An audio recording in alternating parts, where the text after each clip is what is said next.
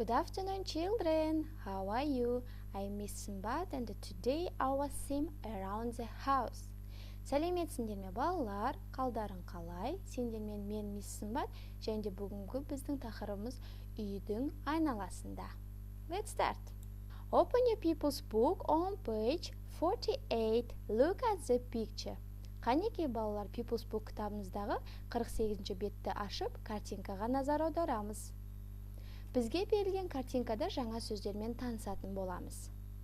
Garden, bow, garden, bow. Garage, garage, garage, garage. Kitchen, ас бөлмесі, kitchen, ас бөлмесі. Hall, hall, hall, hall. Living room, қонақ бөлмесі, living room, қонақ бөлмесі.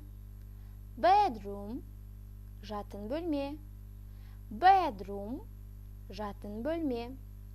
Bathroom, ванной бөлмесі, bathroom, жуынатын бөлме. Good job. Енді балалар осы сөздердің барлығын сөздік дәптерімізге жазып, жаттап айтамыз. Good luck. Next exercise 2 on page 49. Look at the picture of the brown house. Match and say. Енді балалар People's Book кітабындағы 49-ші беттегі екінші жаттығуға назар аударамыз. Бізде жоғарыда әр үйдің бөлмесінің аттары жазылған және де төменде суреттер бейнеленген. Сол үйдегі жиһаздар, машиналар, лампалар. Енді біз мысалға біріншісінде айтады. Car, машина көрсетілген. Машина бізде үйде қай жерде тұрады? Дұрыс айтасыңдар, гаражда тұрады. Енді мына жақтан гаражды іздейміз. Міне, garage, е әрпімен бейнеленген. Значит, бір и car деп жазамыз. Екінші мысалға, lamp, бізде шам берілген, лампа берілген. Ол лампа қай бөлмеде тұрады бізде? Дұрыс айтасыңдар, жатын бөлмеде тұрады. Енді мына жақтан жатын бөлмені іздейміз. Ол бізде bedroom, F әрпімен бейнеленген.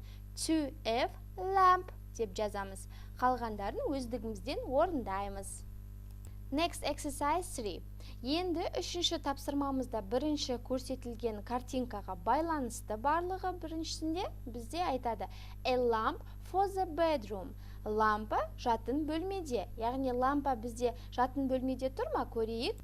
Міне қарасаңдар, жатын бөлмеде екі лампа бізде бейнеленген. Яғни ол жерде суретпен біздегі сөйлем сәйкес келсе, галочканы қоямыз. Дұрыс деп. Екіншісіне мысалға айтады. A mirror for the hall. Mirror деген ол айна. Айна бізде холлда тұр дейді. Картинаға қараймыз. Я, расында да айна бізде бар холлда орналасқан.